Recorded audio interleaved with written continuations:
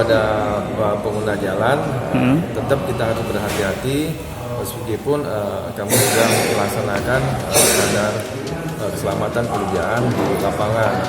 Jadi ada dua sisi yang harus kita tinjau, bahwa keselamatan pengguna jalan, kehati-hatian, dan juga standar keselamatan pada saat pekerjaan yang sedang dilaksanakan. Pengerjaannya sampai kapan itu? Itu multinya sampai 2021. Jadi 2021 itu sudah harus selesai. Itu kalau misalnya rambu-rambu yang kita pasang situ apa, Pak? Yang masih ada kontrafik yang Merah kerucut itu, kemudian polis lain, dan kemudian ada papan pemberitahuan bahwa sedang melaksanakan pekerjaan, harus hati-hati. Pekerjaannya banyak malam ya? Pekerjaan itu fleksibel. Kita minta pelaksana ya sesuaikan dengan kondisi yang mereka aman dalam melaksanakan pekerjaan. Itu pagi, siang, malam pun bisa mereka laksanakan.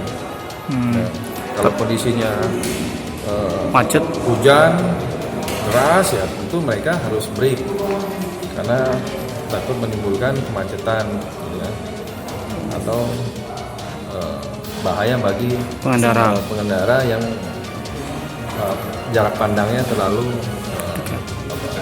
rawan terhadap cuaca yang ekstrim.